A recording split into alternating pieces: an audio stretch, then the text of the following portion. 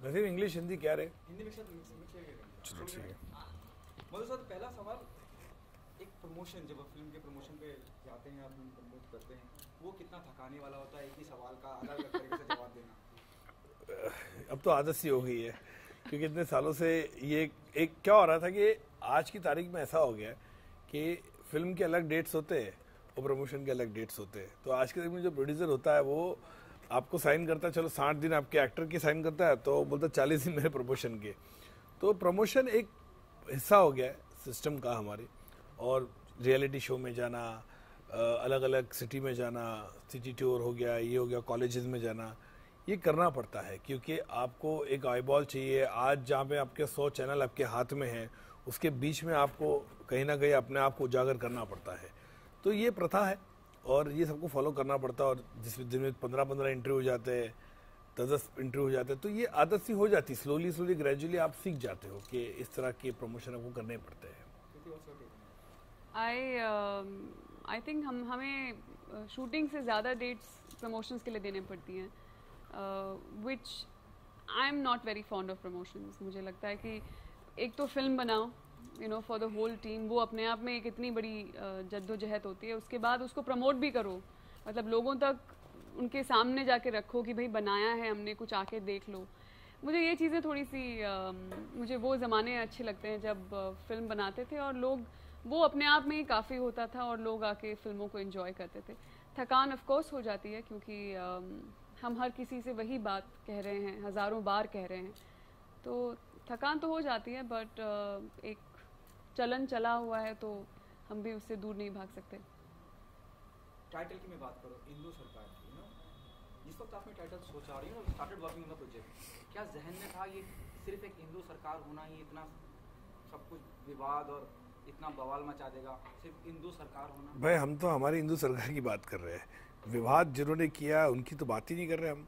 मेरे ख्याल से जो पिक्चर में पहले दिन से मैंने ये भी क्लियर किया है कि इंदु जो है हमारे प्रोटैगनिस्ट का नाम है, उनके पति का नाम जो है नवीन सरकार है, तो शादी के बाद वो इंदु सरकार हो जाती है।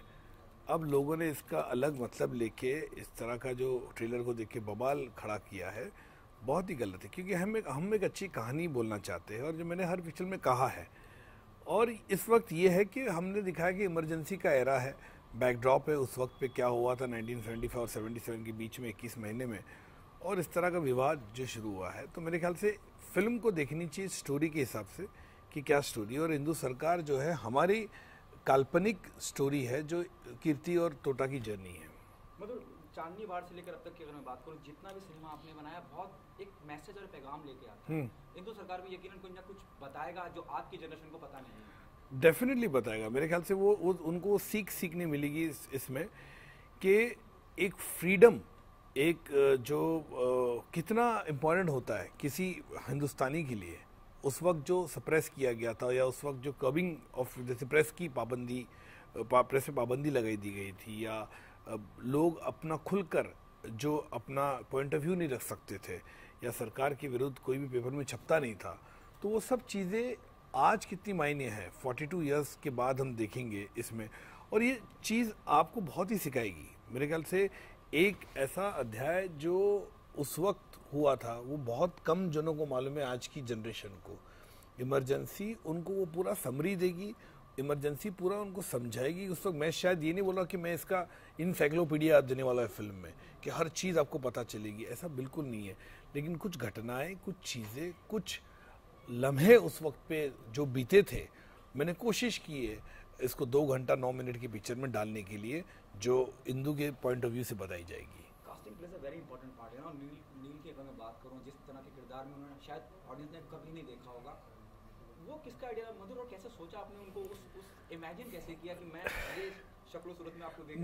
मुझे नील के साथ मैं जेल कर चुका था एक पिक्चर, बहुत ही इसमें उसकी काम की बहुत ही सराहना हुई। मेरे ख्याल से उसकी करियर की one of the best picture कही जाती है अभी भी।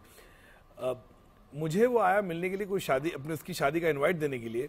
तो हम लोग ऐसे बातचीत करें तो मैं उसको बोला मैं फिल्म बना रहा हूँ, ये हिंदू सरकारी हो। तो उसने ऐसे ही बोला कि मेरे लायक कुछ है इसमें सर, बताइए कुछ है तो मिला कुछ इसमें है नहीं। फिर मैंने उसको बोला एक रोल है, लेकिन वो लेंथ वाइज इतना नहीं है, लेकिन स्ट्रेंथ वाइज बहुत है। तो मैंने उसको जब बोला तो इसको बहुत अच्छा लगा। बोलता सर मैं ये एक्सपेरिमेंट करना चाहूँगा। मेरे ख्याल से ये उसमें आप में एक लालसा थी कि मुझे इस तरह का रोल किरदार करना है। मैं बोला सोच ले, बोला 100%। मैंने एक दिन तो सोच के मेरे को बता दे, सोच के नेक्स्ट डे आया तो बोला कंफर्म है सर, मेरे को ये पिक्चर का करना है, ये रोल करना है मेरे को। तो फिर उसके बाद मैंने उस पर विक्रम गायकवाड़ जी हमारे जो मेकअप मैन है वो आए, उन्होंने पूरा एक लुक ट्राई किया, हमने 2-3 लुक ट्राई किया और हमको जो लगा सूट किया। और इतनी बेहतरीन से उसने जो निभाया किरदार को, जो कम लाइंस है लेकिन वो इतना अच्छी लाइन, इतना अच्छा सा कैरेक्टर निभाया। मैं बहुत खुश हूँ उसको जिस तरह के उसने किरदार को निभाया है। लीडिंग टाइटल मतलब फिल्म का टाइटल ही आप प्ले कर रही हैं, एज एन एक्ट्रेस कितनी जिम्मेदारी और कितनी नर्वसनेस हो जाती है, और फिल्म को लेकर ऑलरेडी इतना सब कुछ एक बस क्रिएट है वो किसी भी लिहाज से हो ना, और even the trailer and teaser is like by everyone, तो you know do you get nervous somewhere down the line? मुझे जिस नर्वसनेस और प्रेशर और रिस्पॉन्सिबिलिटी की आप बात कर रहे हैं वो मुझे शायद इनिशियली फील हुआ था जब मुझे फिल्म दी गई थी और जब मुझे उसके लिए तैयारी शुरू करनी थी, फिल्म शूट करनी थी।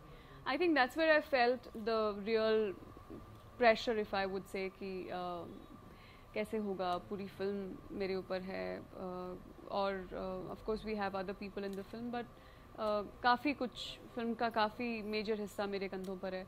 तो एक एज एन एक्टर वो लेकिन I think after a point मुझे उसको थोड़ा अलग रखना पड़ा, क्योंकि मुझे नहीं लगता कि प्रेशर के चलते हुए मैं मैं अच्छा काम कर पाती हूँ। सो मुझे I somewhere had to just leave all of that aside and just do my job as an actor which I can.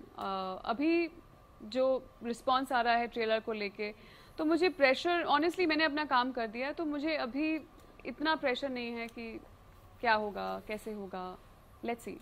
मतलब कहीं आपको नहीं लगता कि ये बहुत जो इत्तेफाक इतने सारे हुए हैं, बीजेपी का पावर में आना, कांग्रेस का चले जाना, फिर हाफ एक्सीडेंटल प्राइम मिनिस्टर का जहां अनुपम साहब किरदार निभाते हैं। देखिए पहली बात तो है, हाफ एक्सीडेंट प्राइम मिनिस्टर की बात करें, वो पिक्चर का अभी तक एक फ्रेम भी शूट नहीं हुआ है।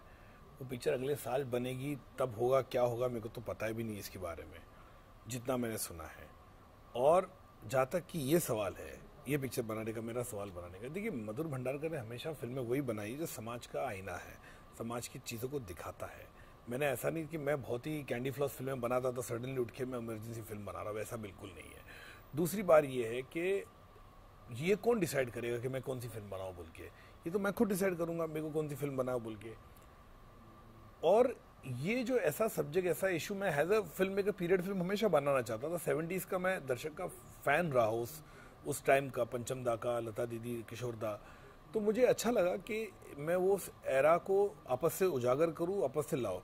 और इमरजेंसी से अच्छा टॉपिक नहीं हो सकता था मेरे ख्याल से। इमरजेंसी में किसने फिल्म बनाई, एक पूरी समर्पण की एक फिल्म को, जहाँ पे पूरे लोगों को आपको दिखाने मिला या उस एरा को आपने दर्शाया है। तो मेरे ख्याल से तो फिल्म मेकर, ये मेरा इंडिविजुअलिटी है, जब मुझे क्या दिखाना है, क्या ये करना है बोल के। और ये ऐसा देखिए, हम कोई स्ट्रेटेजी ऐसा नहीं बनाता है कि जैसे मैं आपने कहा कि बीजेपी पावर में आई, ये आई। देखिए इंडिविजुअली मुझे हर पार्टी में कोई ना कोई अच्छा लगता है, चाहे वो कांग्रेस में, कांग्रेस के 50 इवेंट में गया हो, जाके देखिए आप। मैं बीजेपी के इवेंट में गया, शिवसेना के इवेंट में गया हो, कम्युनिस्ट के इवेंट में गया, MNS के इवेंट में गया। फिल्म मेकर, आर्टिस्ट जो होता है वो सबका होता है, वो किसी केवल एक पार्टी का नहीं होता। हर कोई उसे पसंद करता है, हर कोई उसकी गाने सुनता है, हर कोई उसकी पिक्चर को सराहता है। दूसरी बात, और अगर मुझे पिक्चर रिलीज करना था उस वक्त, तो मैं फिर इलेक्शन से पहले रिलीज करता इसको 2019 में, कि अगर मुझे इन्फ्लुएंस करना हो, या तो 3 महीने पहले जो इलेक्शन गए अभी 5 राज्यों के, तो उसके टाइम रिलीज करता मैं, कौन रोक सकता था मुझे। और दूसरी बात ये, जब मैं आपको कह रहा हूँ कि 70% जो है हिंदू की कहानी है, इमरजेंसी बैकड्रॉप है, जो तथ्य है उसी वक्त के हमने वो दिखाया है।